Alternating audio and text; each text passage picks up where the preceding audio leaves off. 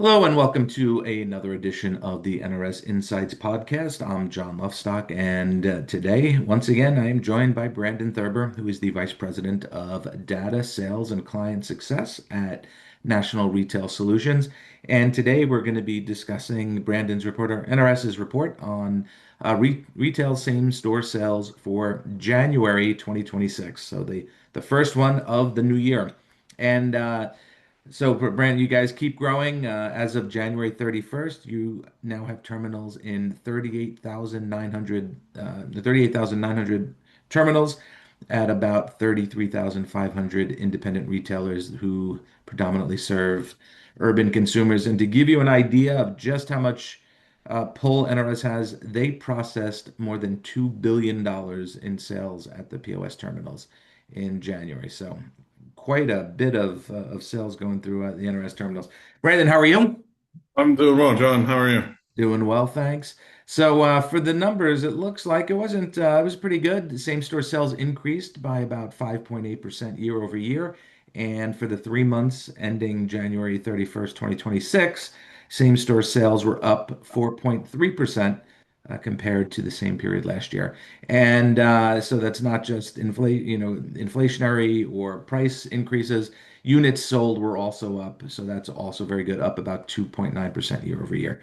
So looking at specific categories, we always talk about dry January, but it looks like dry January had a muted, your word, impact this year with ready-to-drink spirits. Again, we talking about this for a year. They're doing really well. Nicotine doing really well. And a new entry, I don't know if we've ever mentioned frozen novelties, but one of my favorite, who doesn't love a frozen Snickers? But they saw double-digit growth year over year. So all good stuff. So tell me, anything jump out at you?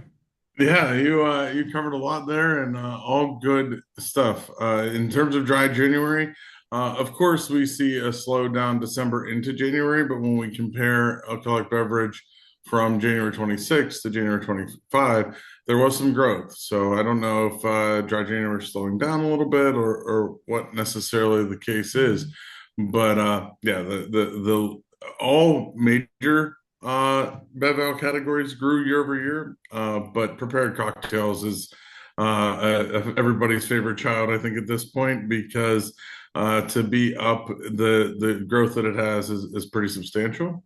Couple fun facts that I'll throw in there. There was over 100 new brands in 2026 versus 2025. Wow. And additionally, the when we assess the age of the consumer, 40 to 49 make up the biggest cohort, but growth is accelerating 40 plus in that category. So maybe those folks were a little bit slower to adopt the pre-mix option, right? I'll make my Moscow Mule, I'll make my old fashioned, but now that you can just crack a can, it's becoming more and more convenient. And yeah, on top of that, I've chronicled my disdain for non-alcoholic beverages, but volunteering at a VFW, I've mentioned that as well. I am around serving drinks, and we've got in the past month alone, much to my chagrin, we added non-alcoholic Anheuser-Busch, a non-alcoholic IPA, and another non-alcoholic brand. Uh, I've got no words. It just keeps growing. Yes, for sure. One thing you do have to watch, may or may not be speaking from experience here, and I know we're headed out of the cold months, hopefully, but non-alcoholic beer freezes faster or than alcoholic beer. So if it's like tucked away in your garage somewhere and your garage gets cold, it will explode. All right. Well, listen, that's good for sales. Let's not tell the consumers.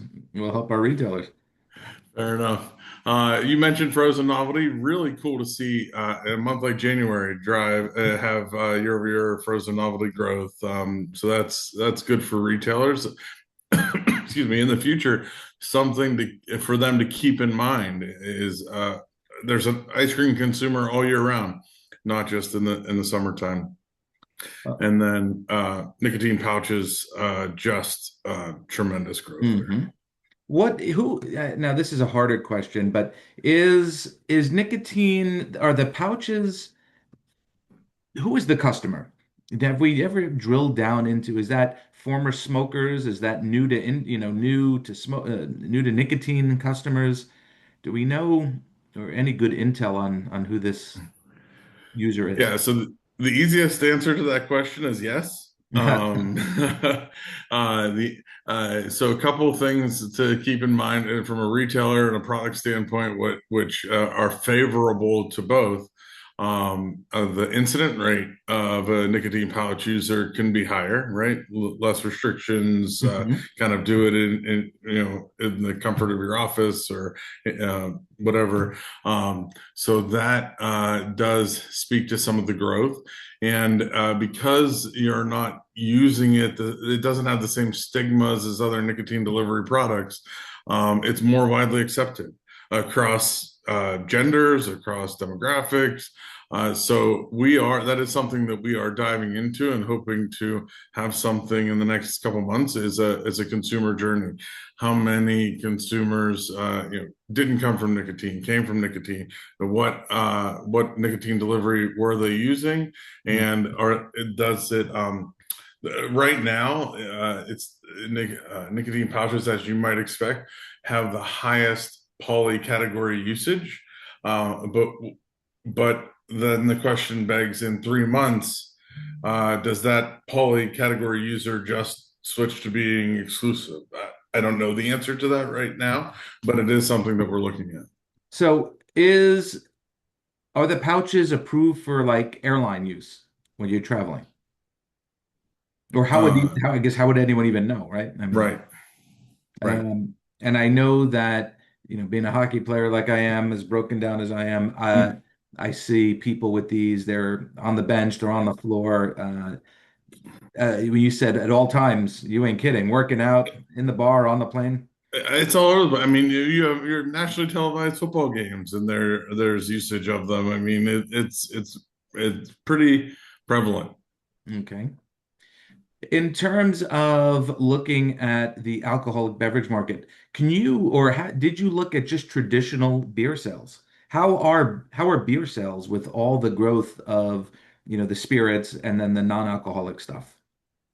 Yeah, so beer itself, and not omitting F&B cider seltzer, was up Mhm. about 3% year over year. That's in terms of dollar sales. So that'll net out to be about flat in terms of units.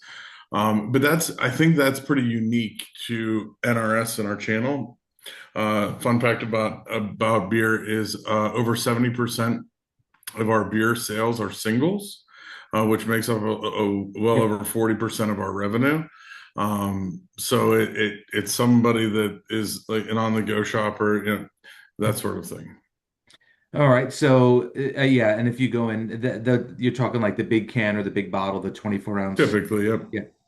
All right. So let me just jump back to one other thing I didn't mention in the intro, and that you guys also track dollar weighted averages of prices. So for the top 500 items purchased in January 26, there was an increase, a 1.2% increase for the year, but that was about half of what it was, it looks like, in December or the previous year. So is that also a good sign of inflation that the numbers are coming down? Yeah, I mean, you have companies like Pepsi announcing that there's a 15% price decrease, which when was the last time that a Yeah. company has gone out on that? So yeah, I mean, January was, from what I can remember, the lowest percentage that we've tracked in some time.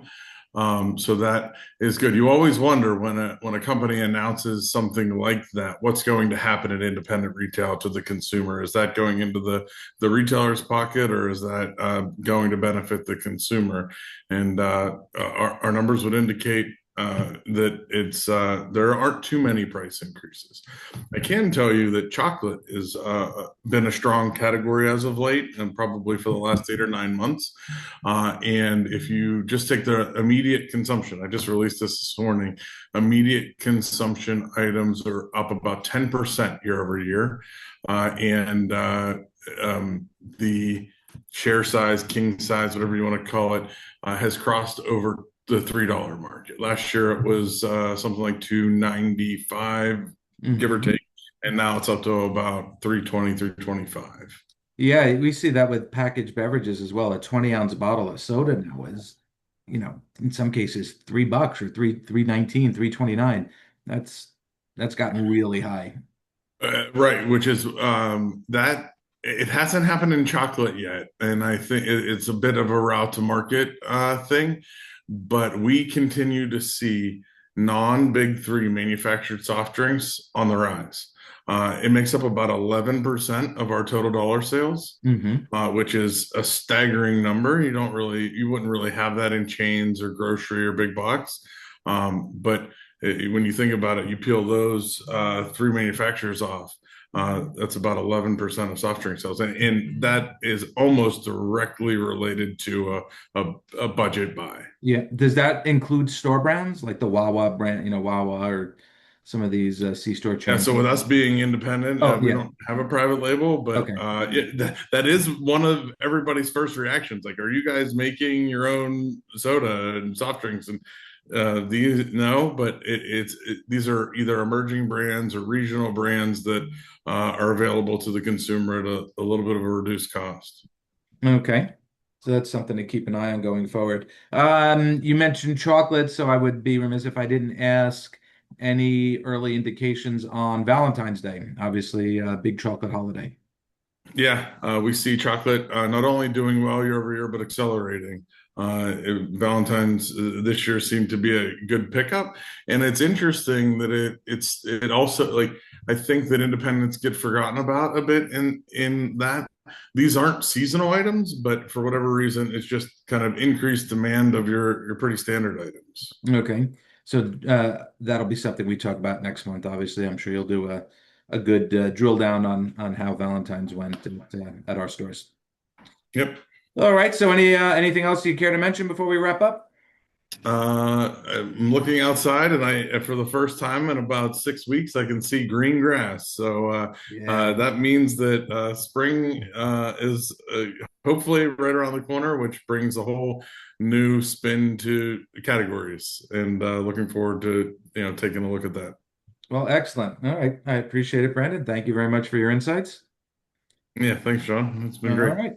So for Brandon Thurber, I'm John Lofstock. I want to thank you all for tuning into this edition of the NRS Insights Podcast.